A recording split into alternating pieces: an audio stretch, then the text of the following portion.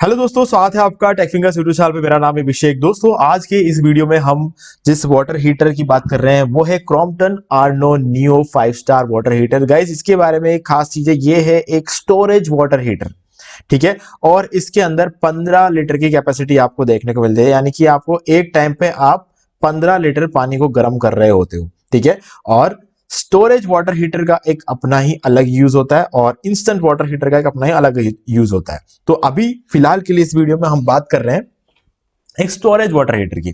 Guys देखो, storage water heater उनको लेना चाहिए जो लोग जिनको मतलब एक तो पावर कंजप्शन का थोड़ा सा यहाँ पर आपको यूं रहता है कि थोड़ा पावर कंजप्शन यहाँ पर कम रहता है, क्योंकि ये अगर बात कर लो एक instant water heater minimum 3000 what का तो होगा ही। ठीक है, ये इंस्टेंट में तो ऐसा होता है। अब अगर इसकी बात कर ले हम, तो इसके वोल्टेज पे अभी हम जाएंगे, लेकिन मैं आपको बोलूंगा थोड़ा सा पावर कंजप्शन इसमें कम होता है, क्योंकि आप 15 लीटर पानी को एक साथ गर्म कर लेते हो। अगर आपको चाहिए होता है 15 लीटर पानी, तब तो आपके लिए ये एक सही ऑप्शन है। अगर आपको 15 लीटर पानी चाहिए ही नहीं, तो आपको 3 लीटर, 5 लीटर, 10 लीटर जितना भी आपको चाहिए उस हिसाब से आपको स्टोरेज वाटर हीटर लाना चाहिए। अगर 15 लीटर पानी की आपको जरूरत पड़ती है, तो उस केस में ये वाला जो वाटर हीटर है ये आपके लिए ज्यादा बेनिफिशियल रहेगा, क्योंकि आप एक बार में पूरा का पूरा 15 लीटर पानी को आप गर्म कर रहे होते हो। ठीक है। नहीं तो क्या रहता है, अगर आप 3 लीटर का या 5 लीटर का लेकर आओगे तो 5 लीटर वाला होगा तो आपको 3 बार गर्म करना पड़ेगा। ठीक है। और वो भी ठंडे पानी को बिल्कुल जीरो से उसे गर्म करना पड़ता है, तो वहां पर पावर कंजप्शन ज्यादा होता है और ऊपर से 3000 वॉट का होता है वो, तो पावर कंजप्शन और भी ज्यादा होता है। लेकिन अगर यहाँ पर अगर बात कर ले, तो आप एक साथ 15 लीटर पानी को गर्म कर रहे होते हो और वन टाइम आपका काम कंप्लीट हो जाएगा, तो इसीलिए पावर कंजप्शन थोड़ा कम रहेगा और पानी जो है आपका कंपैरेटिवली जल्दी भी गर्म होगा। ठीक है। चलो, अब यहाँ पे प्राइस की बात कर लेते हैं। प्राइस देखो, यहाँ पे 10,400 रुपए इसका आपको प्राइस दिखाई देगा, लेकिन अभी सेल चलने की वजह से आपको ये 5,700 रुपए में ये मिल जाता है, यानी कि यहाँ पर आपको डिस्काउंट मिल जाएगा 4,701 रुपए का। ठीक है।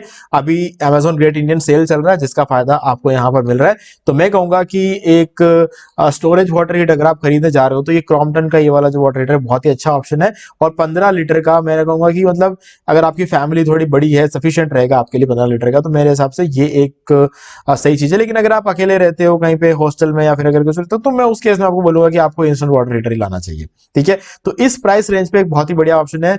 2 साल की आपको ओवरऑल पूरे प्रोडक्ट पर वारंटी मिलेगी और कंडेंसर पे आपको 5 साल की वारंटी यहाँ पे देखने को मिल जाती है। देखो, 5 साल इसलिए बोला जाता है क्योंकि कंपनी को पूरा भरोसा होता है कि उनका प्रोडक्ट किसी भी हालत में खराब नहीं हो सकता, इसीलिए वो 5 साल का वारंटी यहाँ पर आपको देती है। तो ठीक है, हमारा भी फायदा है, और खराब अगर इनकेस हो गया तो कंपनी आपको रिप्लेस करके देगी। ठीक है। तो चलो आगे बढ़ते हैं, और रेटिंग की बात कर ले 4.0, बहुत ही अच्छी रेटिंग है। और 3 लेवल सेफ्टी सिस्टम आपको इसके अंदर देखने को मिलता है। ठीक है। एक तो कलर चेंजिंग इंडिकेटर आपको मिल जाएगा, मेटालिक बॉडी है, पाउडर कोटेड है।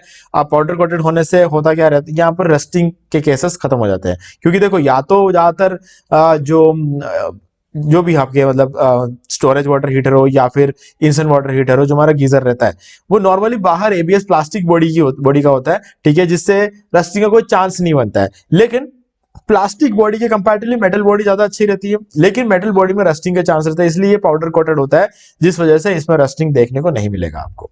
ठीक है। रस्टिंग यानी कि जंग लगने का जो है ऑप्शन यहाँ पर जो है चांसेस जो होते हैं यहाँ पर बिल्कुल जीरो होते हैं। ठीक है। और पावरफुल कॉपर हीटिंग एलिमेंट आपको यहाँ पर देखने को मिल जाता है। फायर रिटार्डेंट पावर कोड है, जो कि हमारे सेफ्टी सिस्टम में, सेफ्टी लेवल सिस्टम जो है उसमें से एक पार्ट ये भी रहता है। फायर रिटार्डेंट पावर कोड आपको देखने को मिल जाता है। प्रोडक्ट डायमेंशन की बात कर ले तो 33x46 सेंटीमीटर का ये रहेगा। अभी देखो, इसमें आपको पावरफुल कॉपर एलिमेंट यहाँ पर देखने को मिलेगा, जो कि आपका हीटिंग एलिमेंट रहेगा। और stand by cut off that reduce electricity bill. तो जब भी ये यूज में नहीं होगा, ऑटोमेटिकली ये जो है मतलब जैसे कि आपने मान लो पूरा गर्म हो गया। अब देखो, यहाँ पे पूरा गर्म का मतलब गीजर के केस में 100 डिग्री नहीं होता है। जैसे हम पानी गर्म करते हैं, तो जो बॉईल करते हैं तो हम क्या बोलते हैं, उसको उबलने तक गर्म होना है, मतलब 100 डिग्री पे उसे गर्म करना है। ठीक है। लेकिन ये कभी भी 100 डिग्री तक नहीं करता, ये 80-90 के आसपास तक करता है। उसके बाद ये ऑटोमेटिकली शट ऑफ हो जाता है, और फिर जब हम उसे खाली करते हैं, ठीक है, तभी वापस चालू होता है। ठीक है। और 8 बार प्रेशर आपको यहाँ पे देखने को मिलता है।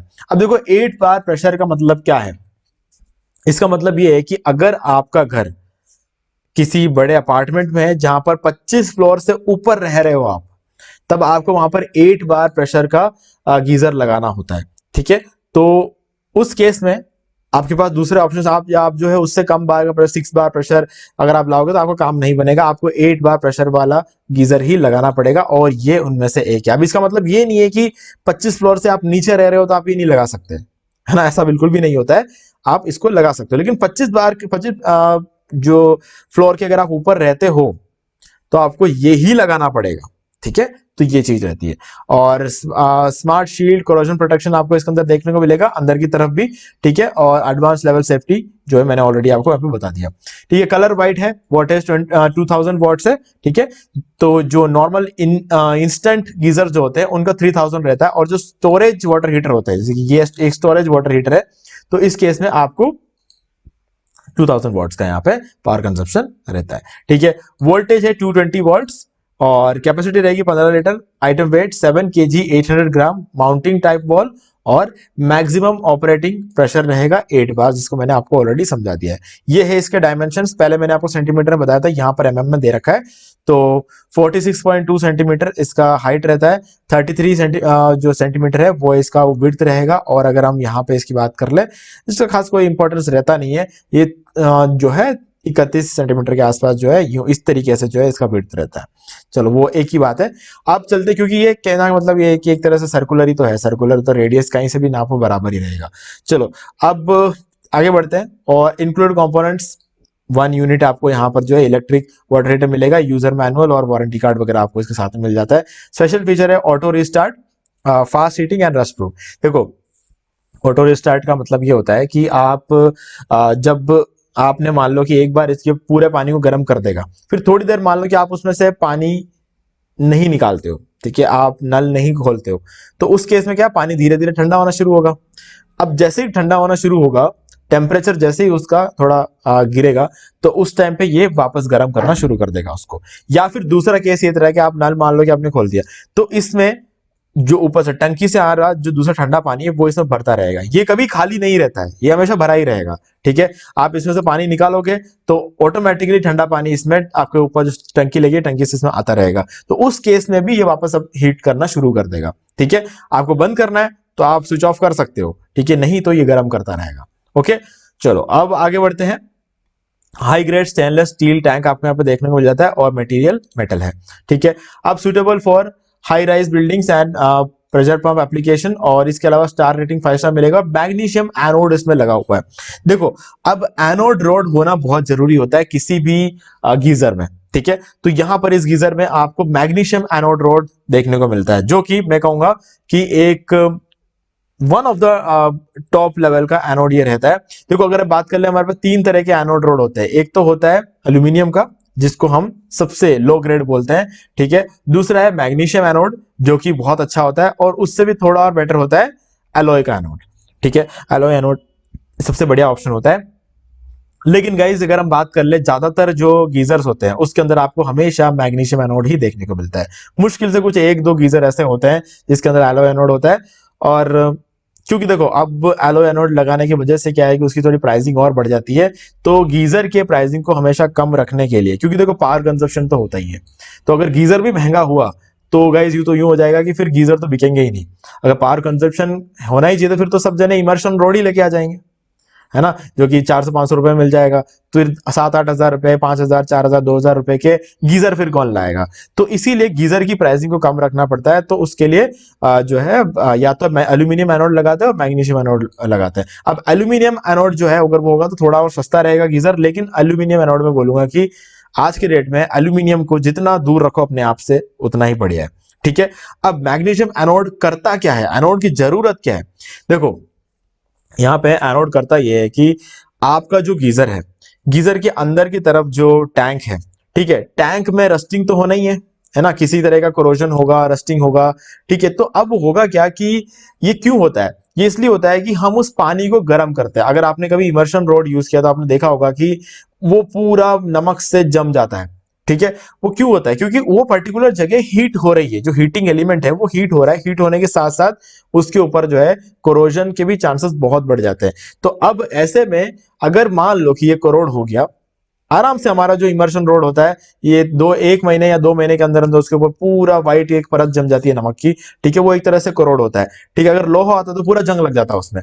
तो यहाँ पे उस चीज को अवॉइड करने के लिए एनोड रोड लगाया जाता है। तो एनोड क्या करता है, अपने आप को डैमेज कर कर हीटिंग एलिमेंट को बचा लेता है, ठीक है। खुद को डैमेज कर कर हीटिंग एलिमेंट को बता देता है। और एनोड रोड को आपको 2-3 साल में एक बार बदलना चाहिए, ठीक है। अगर एनोड रोड को नहीं बदलोगे तो कोई प्रॉब्लम नहीं है, लेकिन आप एनोड रोड को नहीं बदलोगे तो डैमेज करने के लिए वो बचेगा ही नहीं, ठीक है। वो अपने आप को डैमेज कर कर हीटिंग एलिमेंट को बचाने का काम होता है एनोड रोड का, इसलिए एनोड रोड को वहां पर लगाया जाता है। और पावर सोर्स है कॉर्डेड इलेक्ट्रिक, ठीक है। आपको सिंपली कोड यहाँ पर देखने को मिलेगा। तो गाइज यहाँ पर कुछ मेजरमेंट्स दे रखे हैं कि अगर आपको मान लो कि अगर आपके घर में 3 ही मेंबर है तो यहाँ पर आइडियल गीजर 1 से 3 लीटर रहेगा। गाइज देखो मैं इस बात को तो इतना ज्यादा नहीं मानता, क्योंकि ये एक ऐसा है जो एक रिसर्च से बाहर आया है।